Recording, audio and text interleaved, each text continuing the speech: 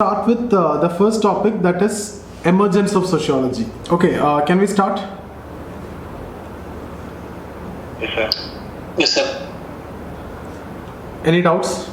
So we completed Durkheim and the critical analysis is also done. Any doubts?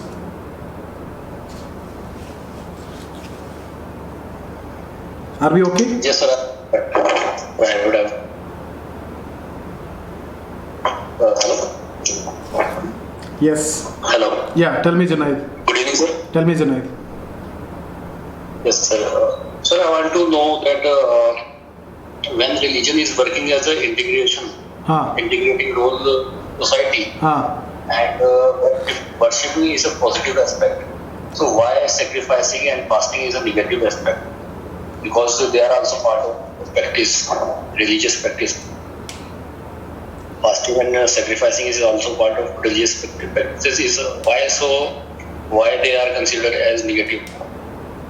No, we are not. We are saying these are negative rights because it is not smooth to go for fasting and everything. No, so fasting and sacrifices, it is not considered so smooth, right? So it is difficult in that context. It is actually reinforcing the distance between the individual and God. That's what I'm saying. The other one, when you're going for worshipping, it is like, the distance is actually reducing between you and God. And it's like you can directly speak to God. You go to the church or you go to the temple or masjid, you can even if you cannot see, you can directly talk to the God. That's what the assumption. So that distance between you and God is reducing. And in case of fasting sacrifices, this distance is reinforced. It is increasing. So what I'm saying is there are different types of rights. So that negative means in that context is what I've said, it is negative. Okay, it's distance between. It is basically helping. It is considered. See, what is sacred? We have also understood sacred. Sacred is something which is considered as supernatural and which is forbidden. So there are different ways we can interact with sacred. One is through positive rights, which will reduce the distance between individual and sacred. The other will always maintain that distance between individual and sacred, so that something which is considered as forbidden, it will be like that. Otherwise, after some time, sacred can be profane. If you start treating these sacred things as normal phenomena without any fear or anything, it will become profane later. Yeah, that's why I've just explained the sacred in terms of positive and negative rights. The way you interact with the sacred in terms of positive and negative rights. So all the views are with respect to Durkheim, right? So this is what Durkheim feels there, that this is positive or this is negative. It may or may not be right or wrong with respect to what we feel, right? That is all. Yeah. In case of all thinkers, it is like that. We cannot say Marx is always correct. Yeah. It is the same in case of Marx. Entirely opposite thing is what we are studying in case of Durkheim. So we don't want to say Durkheim is also correct. Durkheim is not necessarily correct, and we have seen in criticism yesterday that Durkheim's theory is also facing a lot of problems.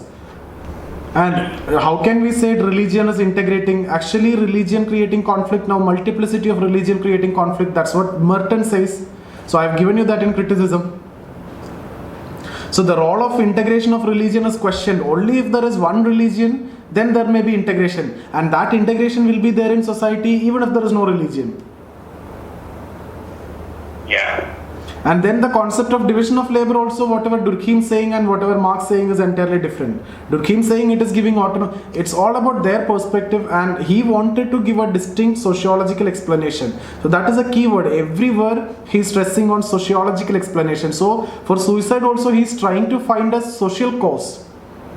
So that is why he is saying it is not psychological. If it is psychological, every mentally absent people or mentally ill people will have to commit suicide. So everywhere his stress was basically to give a distinctive sociological explanation. So in that context, he's going that extreme. He's saying there's an integrative role, etc. So different thinkers, it is their perspective. We don't want to, understand the rights or wrong. Just understand what that thinker is saying. If it is critically analysis question, you can write your perspective also. And you can criticize like anything. I have told you the way you can criticize Durkheim, and we have discussed n number of criticism in Marx. And in fact, you can use Durkheim to criticize Marx, and you can use Marx to criticize Durkheim. And you can use Weber to criticize both of them. Correct? Yeah. So Weber is a somewhat more rational thinker. You will see that. But even within Weber also, there will be a lot of criticisms. And Weber was actually asked in your ethics paper also, I think last year, the Weber's ideas of bureaucracy or something like that. Okay, so any other doubts?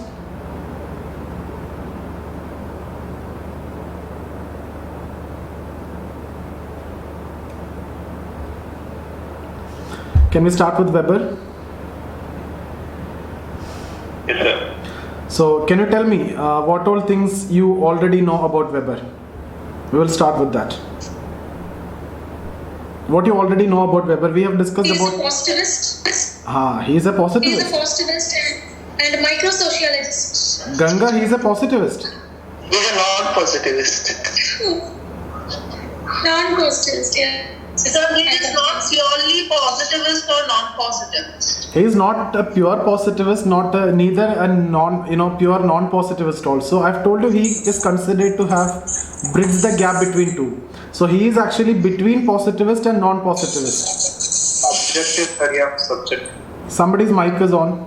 Please take care of your mic. When you're not speaking, switch off the mic.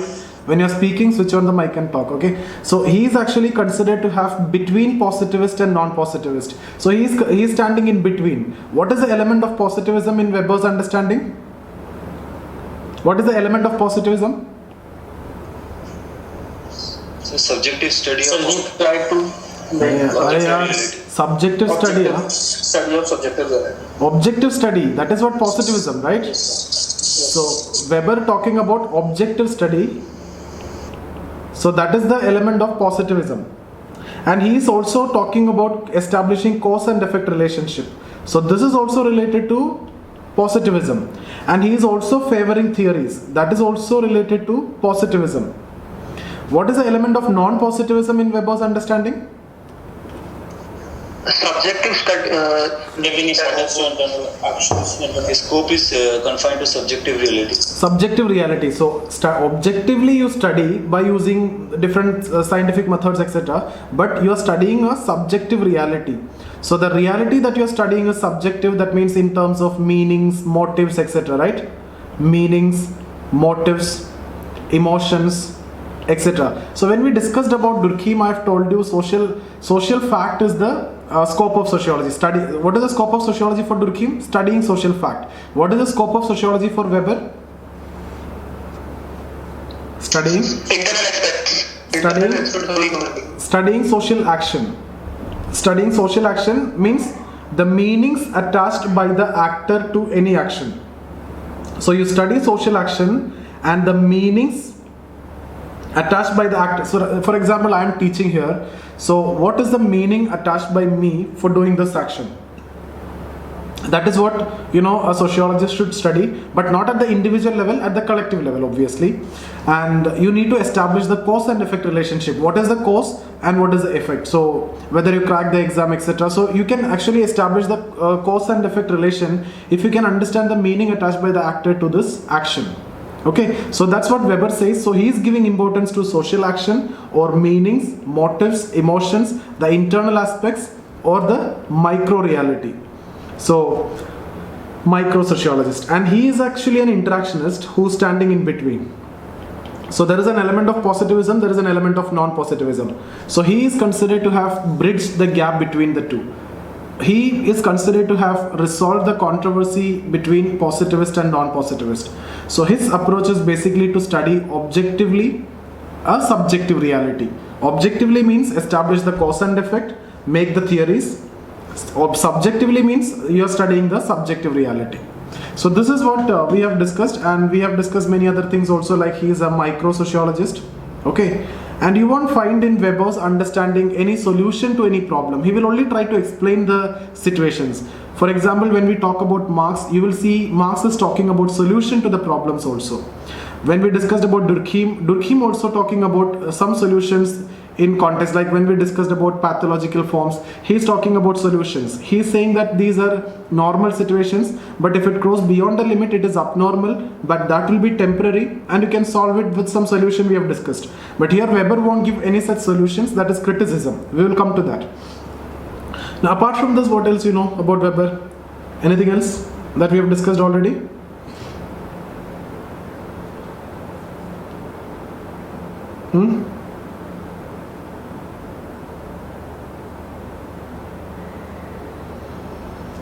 Social action, that is what we are going to discuss today. Modern sociologist. Modern sociologist, yeah, he is the father of modern sociology. Both Durkheim and Weber is considered as fathers of modern sociology. Then, what else?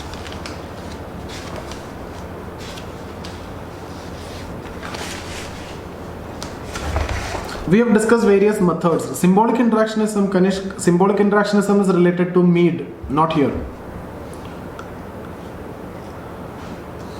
So we have discussed about different methods. You remember Verstehen we discussed somewhere. So we will talk about that method Verstehen here. We have also discussed about ideal types, right? So we will see Protestant ethics. Something. Which Protestant one? ethics. Protestant ethics. That is a theory that we will see that theory. Protestant ethic and spirit of capitalism. But these things we generally use. Mostly we use Weber proposed these methods, Verstehen, ideal types, etc. And I've told you we will see these methods when we discuss about Weber. So here what I'm saying is all these are potential questions. Then you can expect a question from Verstehen. Directly they can ask you what is the short note. Ideal types, you can expect a question. Okay. So these are what we have already discussed from Weber. So let's look into the introduction and we'll see if there is anything new to you in that. So you can see here Weber is considered as one of the founding fathers of modern sociology. Okay, Weber established sociology as a discipline in Germany. He discussed the scope and nature of sociology along with distinct methodology. What is the scope of sociology? Study social action. What is the nature of sociology? Can anyone tell me? We have discussed this when we discussed about sociology as science. In the conclusion, what is the nature of sociology? What we have written in the conclusion of sociology as science? Sociology dealing with what? Sociology is dealing with human beings whose consciousness cannot be predicted. Therefore, complete objectivity is not necessarily possible. Okay, that is what he understood in terms of nature of sociology. On the other hand, natural science dealing with matter which do not have any consciousness, whose behavior can be predicted in terms of cause and effect relationship. Okay, so that nature between natural science and social science, he made a clear-cut delineation or separation there. We have already discussed that. Okay, now Weber resolved a major controversy with respect to the contradictory claims of positivist and idealist in the context of sociological knowledge. He is considered to have bridged the gap between the two. On one hand, he proposed use of scientific method for achieving objectivity. So he is proposing objective study by using scientific methods. And on the other hand, he intended to study the meanings attached by the actor to the action. So here is where you can see this is an element of positivism. And when we talk about the meaning, this is an element of non-positivism. So in that context, you can say he is considered to have bridged the gap between the two. In this way, he used and accommodated the diverse claims of both the perspective. In order to substantiate his claims, Weber pointed out towards the basic difference between the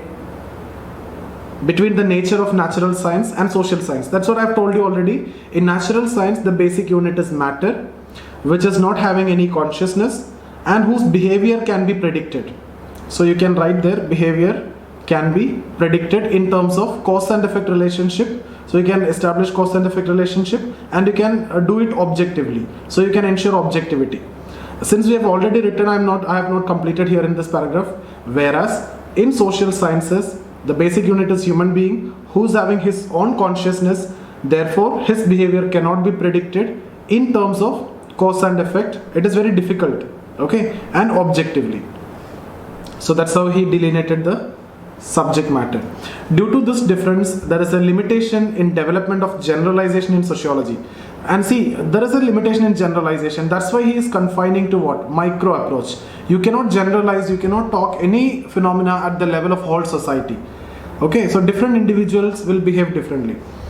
According to him, social reality cannot be studied without taking into consideration the human consciousness which exists in terms of subjective meanings, motives, and emotional aspects.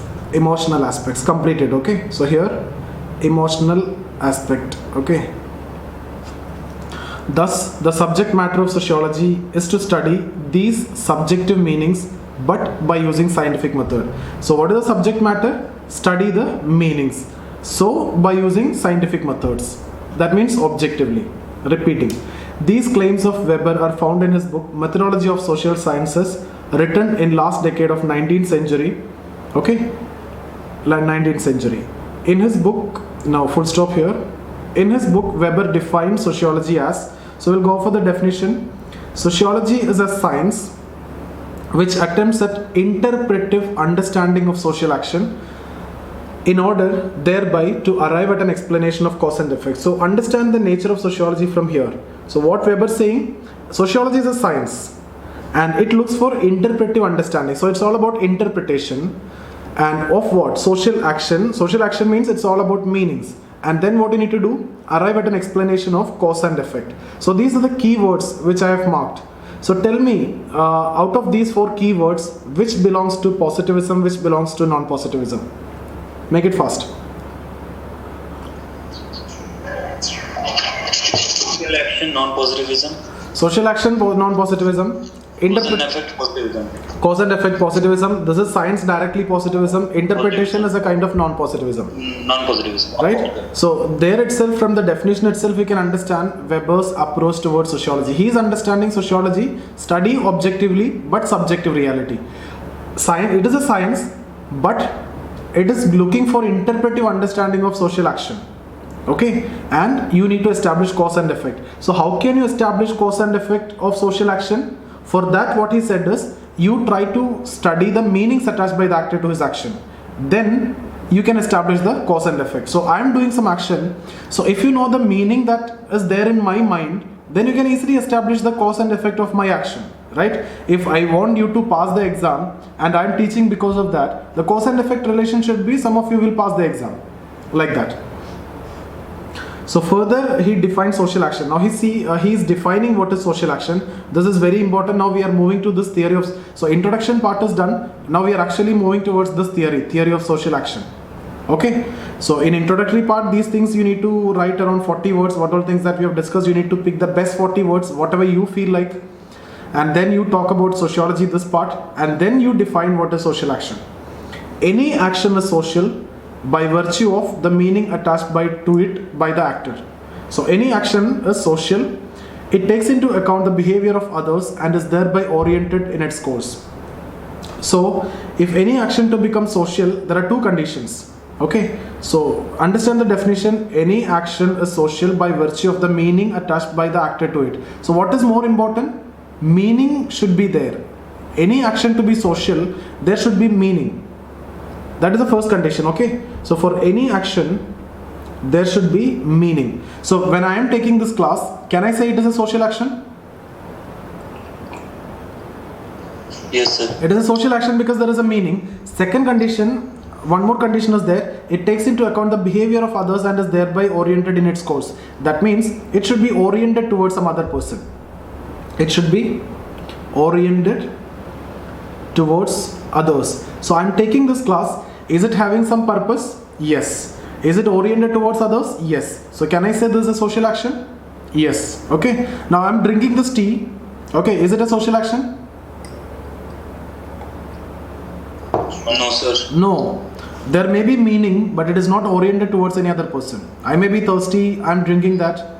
Okay, but it is not oriented towards others, so that is not social action. I am blinking my eyes. That is my, repeatedly I used to blink my eyes. Is that a social action? No, sir. No, that is behavior. Okay, that is not social action. So these are classified as behavior. But if I blink my eyes for some questions that you're asking to me, like if I need to say no, I can use that symbol, right? To say no also I can use, I can blink my eyes, or any other, for any purpose if I use that, then there is a meaning attached to it and it is oriented towards others. Instead of saying no, I can just blink my eyes, right? So normal repeated actions can be behaviors, but that can be sometimes social also. If I'm simply saying like no, to say no I can blink my eyes. So in that context, that is social action. So only condition, any act becomes social, you just need to know this only. It has to have what? Tell me. It has to have meaning and it should be oriented towards others. And you know one more thing, this orientation can be at the mental level also. It is not necessary that the other person need to be physically present.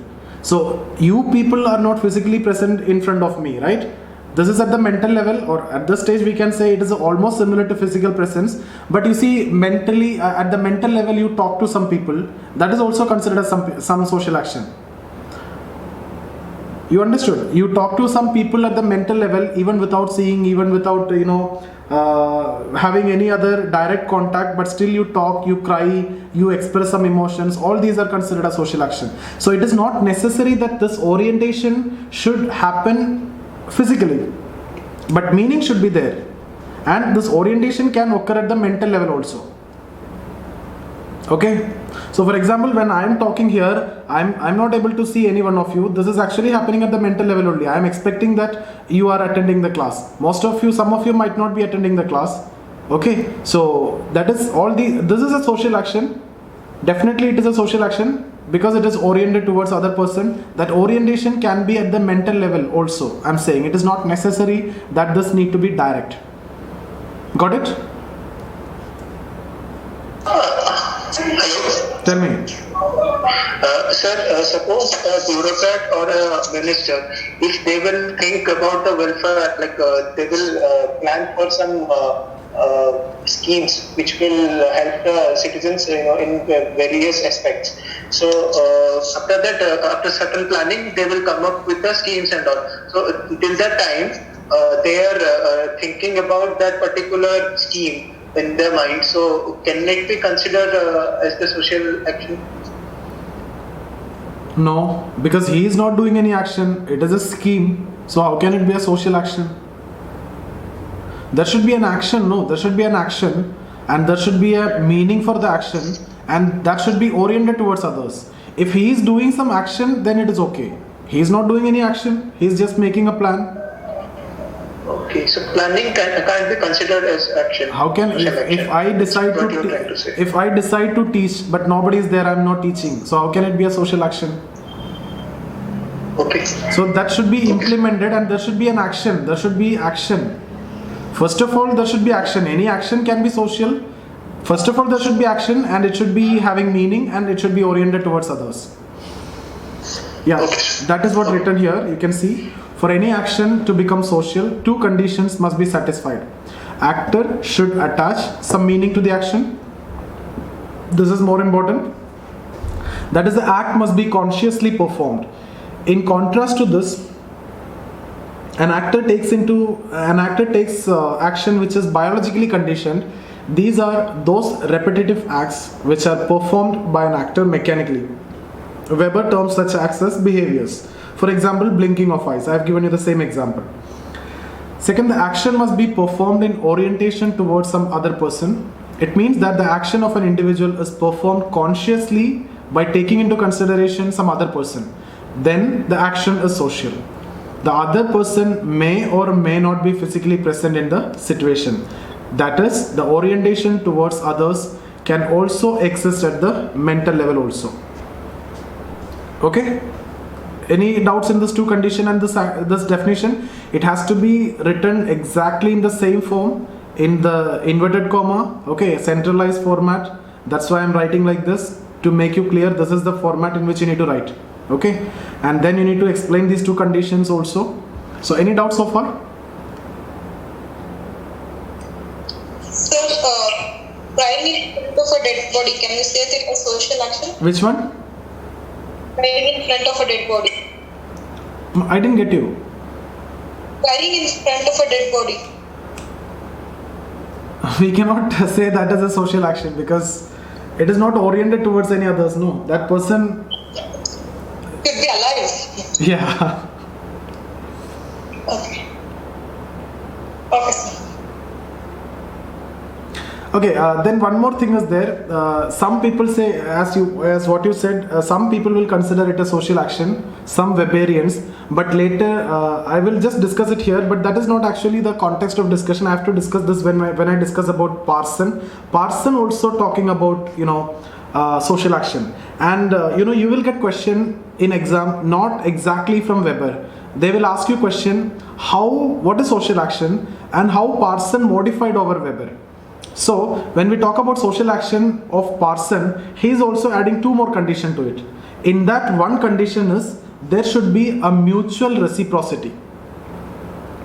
Okay, so in the Weberian terms, maybe Tejashini, what you said can be correct for some people. Some Weberians may say, some teachers may say, but when it comes to Parson, purely you can negate that because there should be a mutual reciprocity. Okay. Okay, sir. Yeah, we will discuss about that later, but at this time also, even in case of Parson also, I won't consider that as a social action because we cannot say that is oriented towards that person. That orientation, it is not necessarily a correct orientation. Okay, so there's two conditions. Sir, I still have doubt in the second condition. The other person, here it will, okay. Here, that the action is social, the other person may or may not be physically present in the situation. That is, the orientation towards other can also exist at the mental level also. Yes, so yes. when I asked about the scheme example, that means that is there still there in the mind. It's not implemented yet. Which one? Ultimately, that scheme. Sorry. Yeah, the same example. Okay, tell me. What I'm saying is, the planning about the scheme that is there in the mental, in the mind. Okay, it's not implemented yet, but ultimately it is for others' well-being, right? So in that case, this particular example, this particular statement, it fits in my example, right? Planning also can be considered. Planning is not an action. Social action. Planning is not an action. For example, today I plan to go to gym, but I didn't go. Is there any action over there? But you are planning for yourself. You are not planning for society. No. I am talking about action case.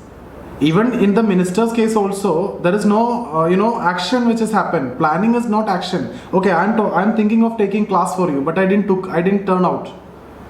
There is no social action there. I planned it, but I didn't come out of it. So basically, action is nothing but a mechanical movement you are doing. Some action has to be there. Some kind of action has to be there, which has to be having some meaning and orientation also. Yeah. Even if you talk, that is an action. Even if you talk over phone, that is an action. That is also considered a social action. But there should be some action. Okay, sir, got it. There is no need to have this question and confusion because first word itself, any action is social by virtue of first of all, there should be an action. And then only we need to, for example, I've told you the drinking of this tea. There is an action, but if it need to be social, then two conditions has to be there. So first of all, there should be an action, then you look into the conditions. Okay? Okay, sir, got it. But if the minister is implementing that policy, then there is an action over there. Then that is social action, 100%. There is no doubt in that. Okay, thus for Weber, the scope of sociology is to undertake an interpretive understanding of social action.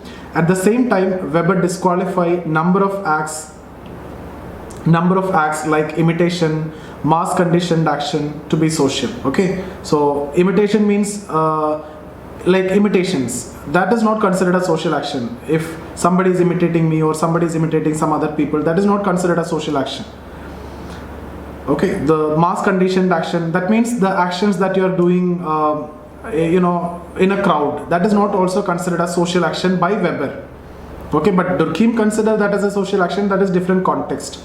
Like for example, you go to a movie hall all the people are, the entire crowd is making some noise, you also make some noise. It is not oriented towards any others, and there is no meaning also for that. Somebody is making noise, so you also made noise. There is no meaning. Exactly the same movie you watch in your home with a TV, then you won't make that noise and all, right? So for Weber, it is not considered a social action. Further, establishment of cause and effect should be the aim of sociology. Aim of sociology. The understanding of the meaning attached by the actor to the action can help establish the cause and effect relation. So if you need to establish cause and effect, what you need to do? You understand the meaning. So you need to write exactly like this. These words you cannot compromise. These sentences also you need to, there is no need to modify or do anything, at least these sentences of Weber. So first of all, you should study social action and arrive at an interpretive understanding of social action, arrive at the cause and effect explanation of social action, and to study or arrive at an explanation of cause and effect relationship, you have to understand the meaning attached by the actor to his action. So the scope of sociology according to Weber is basically to arrive at an explanation of cause and effect relationship by understanding the meanings attached by the actor to his action. Okay, so the scope of sociology is to study the meanings attached by the actor to the action and arrive at an explanation of cause and effect. So for understanding an action, Weber proposed the method of Verstehen, and this method is what we have discussed in many places, and I've told you I'll discuss it here. So he proposed a method of Verstehen. See, Verstehen means it is nothing but comprehending. So you see something and you understand the meaning and you try to comprehend it. And how you do comprehension, there are 3 steps. I'll talk about that 3 steps. Okay, so it's all about comprehension. When we say this word, it is slightly difficult, but when you say this word, then it is not any more difficult. It is all about comprehension. So can we say comprehension can be subjective? Or comprehension will be subjective? Yes, comprehension can be mostly subjective, because for one meaning, the way we all comprehend will be entirely different. So comprehension will be subjective. That is why, even though Weber is talking about, objective study and all, still there is an element of subjectivity. But we can justify, or Weber will justify by saying that it is possible, because absolute objectivity is neither desirable nor possible in sociology, because the basic subject matter is what? Human being who is having consciousness. And we are studying the subjective reality. We try to ensure maximum possible objectivity, but while comprehending and all, there can be an influence of values, etc., and subjectivity can be there. So that is why there is a limited criticism only when it comes to Weber. In what the maximum you can say, Weber is talking about objective study, but he cannot ensure objectivity. In that context, what Weber will say is, yes, you cannot ensure objectivity because you are studying the subjective reality. Okay, so the meanings must be comprehended, and this comprehension has to be done by a trained investigator. So by using a trained investigator, so if every one of us will comprehend, then there will be different interpretation. But if a trained person is comprehending, then there can be somewhat similar interpretation or not. Yes, sir. So in that context, can we say to an extent objectivity can be ensured? To an extent. Yes, sir. Yes. So for example, the sociologists are going to interpret on a phenomena. To an extent, there may be, similar interpretation. For that, again, if you talk about functional perspective and conflict perspective, all these are different.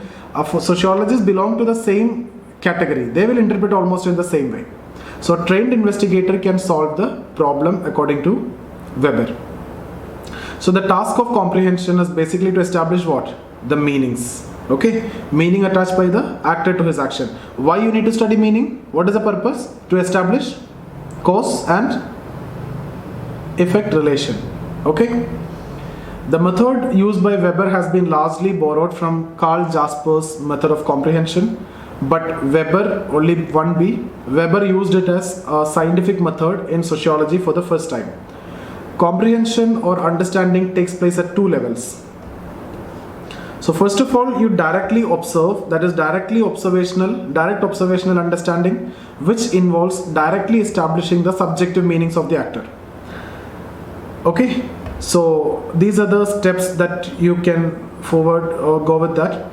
Weber further suggests steps for establishing the meaning. The investigator should reconstruct. So it is almost like investigating a crime. So what the police will do, the investigator should reconstruct the situational choices and the constraints of the actor.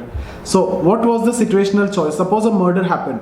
For example, what was the situational choice? What was the constraints of that particular person? This involves developing the description of the action by using secondary sources. For that, what the investigator will do, will talk to the people who have seen the secondary sources, right? The witnesses, etc. They talk to them and they will use the secondary sources to construct the situational choices. Maybe talk to family, talk to friends, or talk to the witness, like that.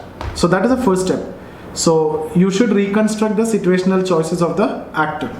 Second step, the investigator should come up with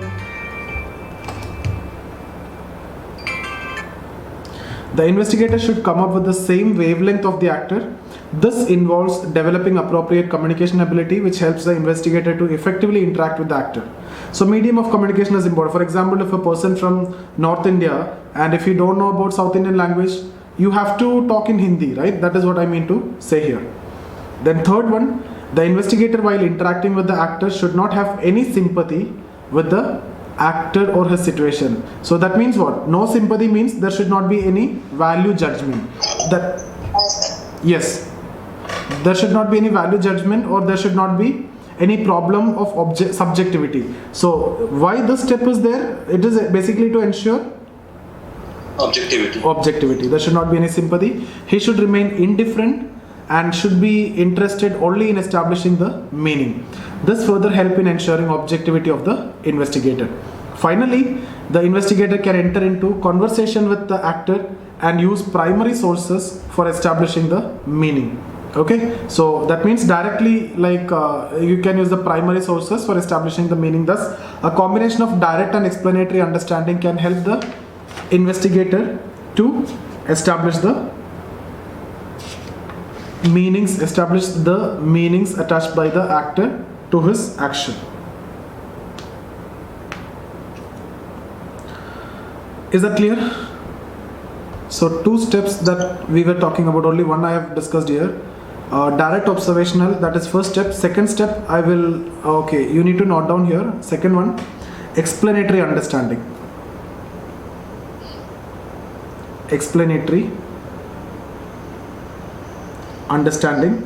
Okay, which involves understanding the meanings by exploring the situations and constraints of the actor. So direct observational understanding and explanatory understanding. So that is about comprehension, or that's about worst hand. That's enough. And the main criticism is actually Weber himself never used this method. That is actually the most important criticism of this method. Otherwise, this content is enough for you to write worst hand. It will be a short note. So if the question is asked, what you need to do, worst hand, you'll talk about Weber gave the concept of worst hand for the purpose of studying social action, and the scope of sociology is to study social action, meanings attached by the actor to his action, establish cause and effect relationship. For that purpose, Weber gave this concept of worst, or the method of worst hand. It is nothing but comprehension. It is largely borrowed from Karl Jaspers, and then you talk about it is having two steps essentially. First of all, explanatory understanding and direct observation, and then you talk about the various steps that we have discussed under that, and then one or two lines of criticism will be sufficient. Huge possibility of subjectivity here, even though Weber talking about objectivity, and a trained investigator is required here. And then you can also say Weber himself never used this method. So that in itself is more than sufficient to fetch you like 8 mark out of 10. Because we are writing content, there is nothing junk here. And this is how you need to write the answer. And this much, see, when we talk, only this much is enough. Okay, when we write, too much of content will come. So whatever we talked, if you are putting in... what should we write under? So what should we write under explanatory understanding? No, explanatory understanding, these are the steps. These are for explanatory understanding only. Direct observation means what? Direct observation means directly you see and interpret. Whatever I have told you for explanatory understanding. Okay, sir. Okay. So, in this way, Weber maximizes the probability of understanding the meanings correctly. So, either you can go for direct observational understanding and explanatory understanding. Further, other methods can be supplemented with this method of worst hand in order to establish the correctness of meaning. See, what Weber says is, there is no method which is correct in itself. So if you use Verstehen, you do comprehension and you can do it objectively, but that is not necessarily correct or enough or complete in itself. You can use some other methods also. And Weber is talking about other methods like ideal types. Okay? So ideal types means regularities. So simple word to explain ideal type is regularity. Next session I'll talk in detail about ideal type. That can be a separate question. So ideal types means regularities. Regularities means what? Regularly seen elements. For example, when we talk of religion, what do you mean by regularities of religion? What are the regularly seen elements? People worship God, people fast, people go for worship, sacrifices, right? People go to the church, people go to masjid. All these are the regularities that you can see. So what you mean by ideal types is actually the regularities. And if you can see these regularities, with the regularities you can establish that particular institution. You understood? So similarly, if you need to talk about family is having certain functions. So those are considered as the regularities of family. For example, reproduction, okay, or economic security, or sexual gratification, or emotional security. So all these are, functions of family. So these are the regularly seen elements of family. That is what you mean by ideal type. We will discuss this in detail tomorrow when we discuss about ideal type, but just understand these are the regularly seen elements. But from the regularly seen element, if you take only one of this, like economic security or emotional security, right? If you talk about emotional security or reproduction, any one of this, we cannot understand it is only from family. Economic security or emotional security can come from your friends also. It is not necessarily family. Similarly, when you talk about sex, it is not necessarily family. Similarly, you talk about taking care of child. Alone, if you take this, it is not necessarily family. There are other institutions also to take care of child or old age people, etc. But all these, if you combine, then you can understand I am talking about what? Then I am talking about family. All these functions like reproduction, economic security, sexual gratification, emotional security, taking care of child, taking care of aged, all these put together, only one institutions will, satisfy all these. That is family. So ideal types means regularities. The regularities in itself is not able to explain the social fact or the phenomena, but collectively or combined together they can explain the social phenomena. For example, here he will talk about ideal types of social action. So he is saying there are different types of actions, 1, 2, 3, 4. So any action that you do can come under any of this or the combination of it. That is what we are going to discuss. So just understand something about ideal type. If you understood something about ideal type, you leave it for tomorrow. We will discuss that in detail. Ideal types means just regularities. I have written only 40 words here. Tomorrow I will be discussing around 300 words. Is that okay? Yes, sir. Okay. So in this category, Yes, he is talking about different methods. Okay. So ideal types.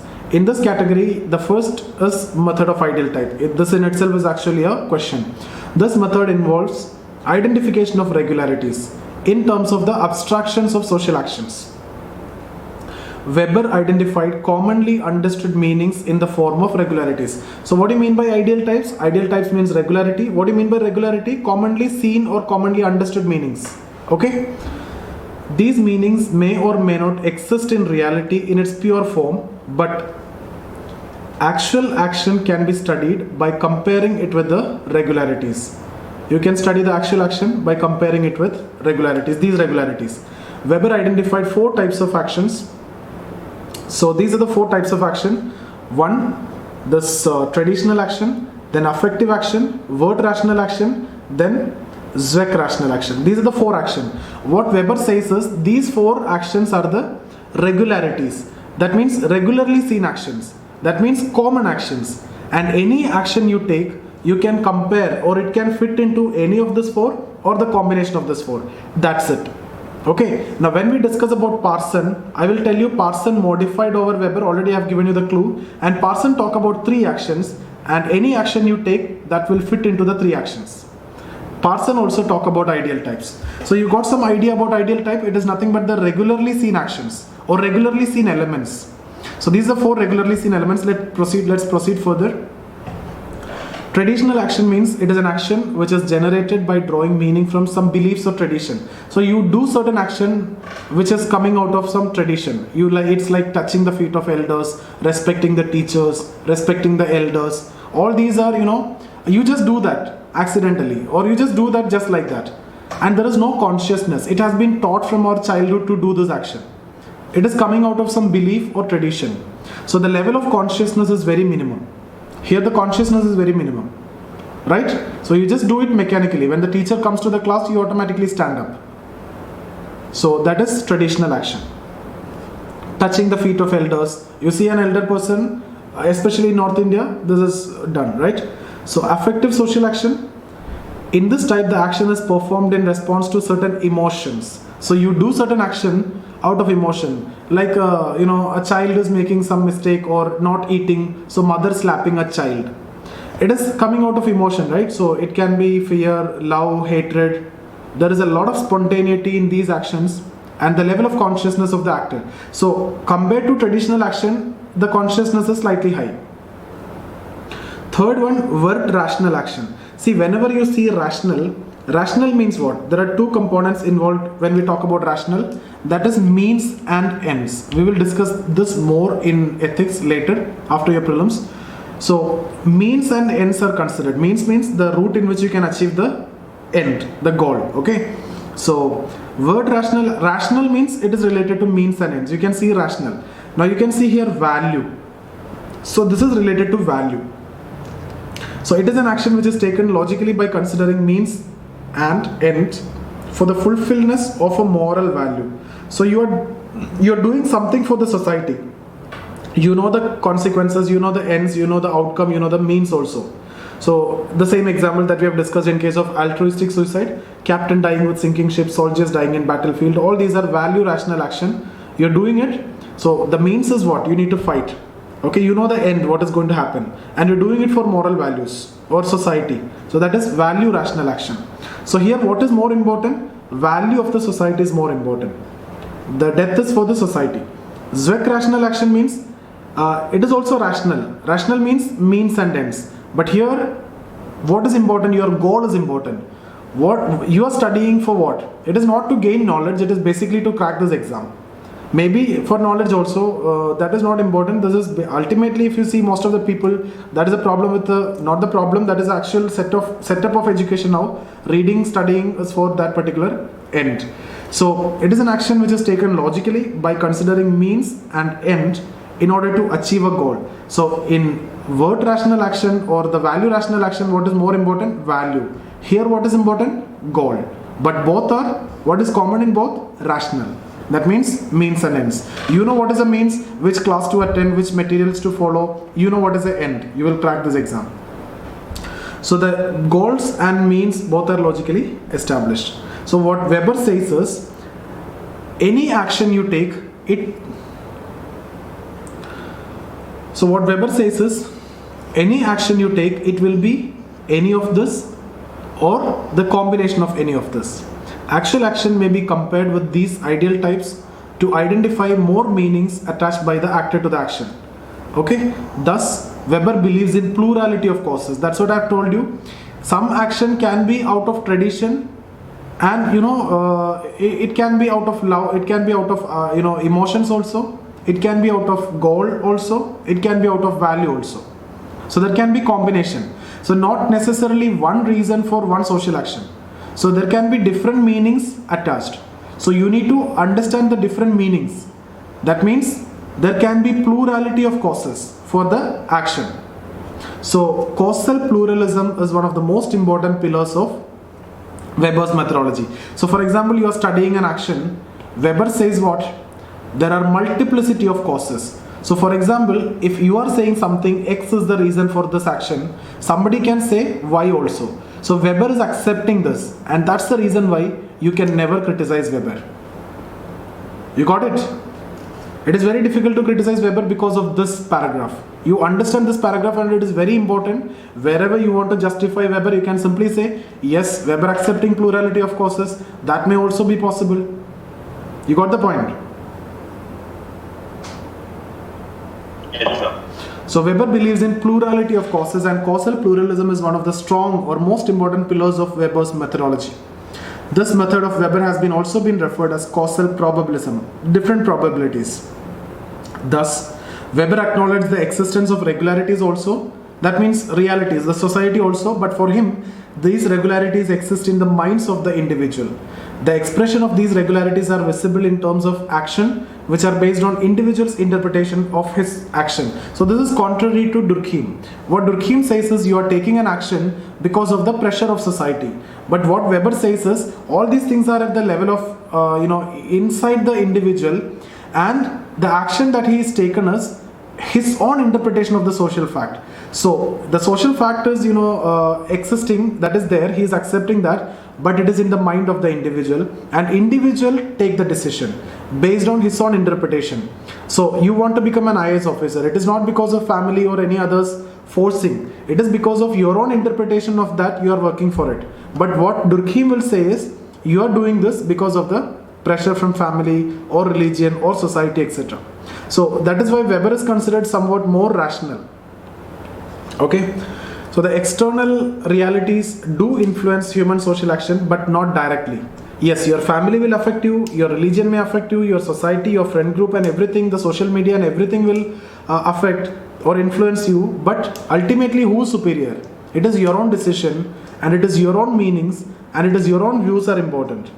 Rather in terms of rather in terms of individual's own interpretation of those realities.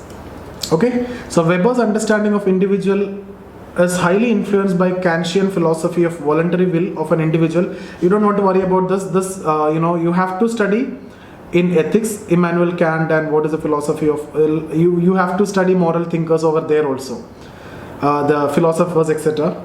We will discuss that once the prelims is over. I'll start ethics batch also, so we can discuss about all the thinkers and everything. We will complete it.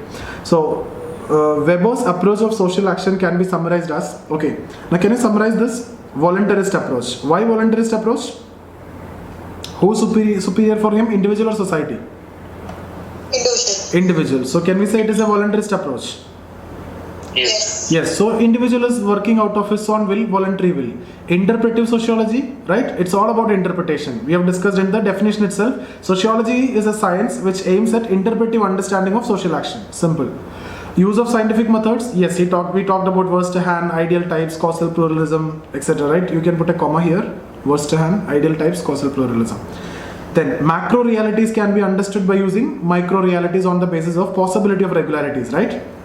So you can study religion by seeing the regularities, or social action. It is a macro reality, but micro realities, the meanings. Based on the meanings you can study. What are the different meanings we have discussed here? It can be beliefs, it can be emotions, right?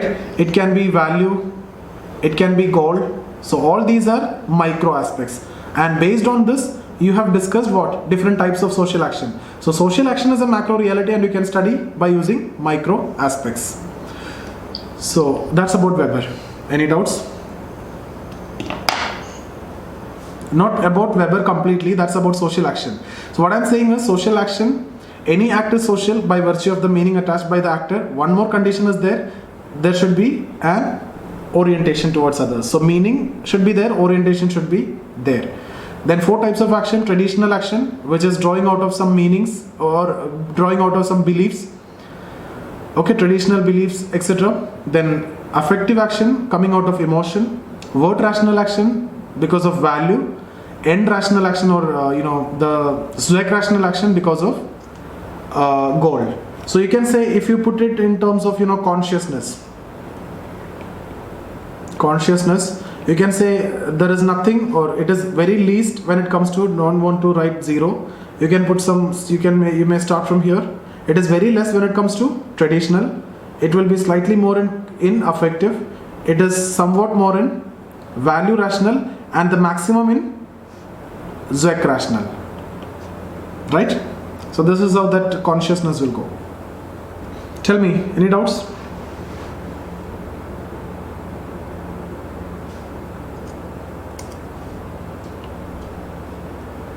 Yeah, Arun, tell me.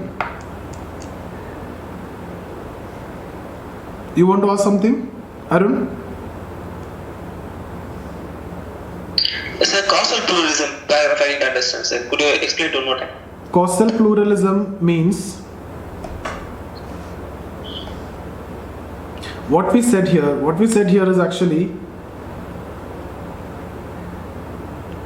you see, we talked about 4 different actions. Traditional action. Yes, sir. One second. Affective, word rational, secretion. Yeah, traditional action, affective action, word rational action, and Zweck rational action, right? So what Weber says is, you take an action, so it is not necessarily coming out of a belief. It is not necessarily coming out of a belief. So you respect some people, okay? So let's suppose you respect your senior or teacher or something. So it is not necessarily from that belief only. So what we are saying is, it is a traditional action because the consciousness is less. But there can be some other reason also. You may be respecting a person because you have certain goal in your mind. So to achieve that goal, you respect that person. So there can be 2 reasons. So this is one cause, and this goal may also be a cause. You may try to appease that person. That is because of goal, not necessarily because of belief. You got it? So there can be 2 reasons. There can be multiple reasons. Or you may respect that person out of love also. There can be this love also. So these 3 reasons are possible. Okay, sir. So that is what plurality of causes. You have done an action, that means you are respecting the elder or you are respecting your teacher. So it can be because of any reasons. It can be just like your parents told you, any teacher you have to respect, you have to stand up. Or it can be because of goal. This teacher is going to help you a lot. So to achieve my goal, I need to have a good connection with this teacher. Or because of love towards that teacher also, you can respect. Or you can show the respect. Any of this is possible. Okay, sir. So that is what causal pluralism. Multiplicity of causes. So if you are saying that I am not respecting you out of any belief, I am not respecting you because of any love, for me goal is important, then I can say, yeah, that is also one reason. True. But this is also some other reason for some people. This is also some reason for some people. Correct. Okay, sir. Yeah. Thank you, sir. Yeah. What else? Tell me. Weber disqualifies mass conditioned actions. Yes. As a social action, right? Yes. Then what about protest? Protest is also a mass conditioned action. But in protest, there is a meaning. You want to achieve something. But even then, protest also, according to Weber, it is not social action. It is part of mass conditioned action. And again, this debate is already there. Not every mass conditioned action can be ignored. It should be considered a social action, because in case of protest, when we talk about, it is oriented towards some, exploitation or some institution. And then, see the protest, for example, protest can be of different type. Let's suppose you are protesting against your mother for, not giving food or anything. That is actually a social action. But you are going through the road and you see too many people are protesting over there, and you just join over them. In that, actually there is no meaning and there is no orientation. You yourself don't know, what you're doing. Some people are over there and you are also joining there. That is not social. That is what you mean by mass conditioned action. That is the example I've given you. In a movie hall, you're going and you're just making noise because every others are doing it. The same you will not do when it comes to your home and you are watching the same movie in the TV. You got it? Protests are social action, but if this condition is satisfied. So with respect to individual, it's not a social action. Yes.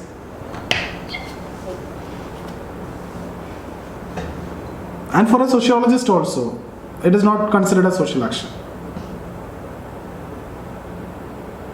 But there will be people in that protest itself, they have some meanings, okay? So that is considered a social action. For them it is social action.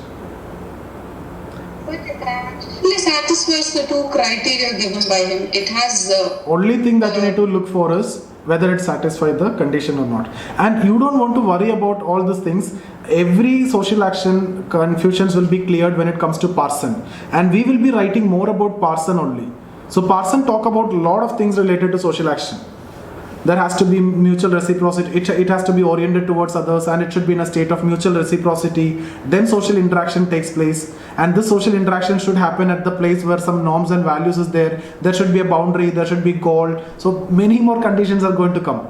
So better social action concepts is actually given by Parson.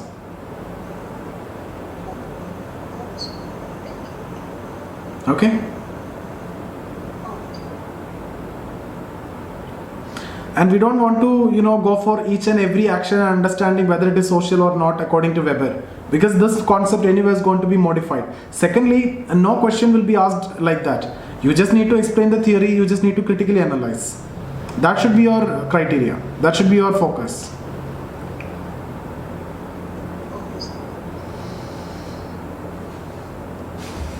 Yeah, what else? Anything else? Any other doubts? Shubham? Sir, no, sir. Okay. No doubts. So can we stop here? Yes, sir. Yes, sir. Okay. See you. Thank you, sir. Yeah.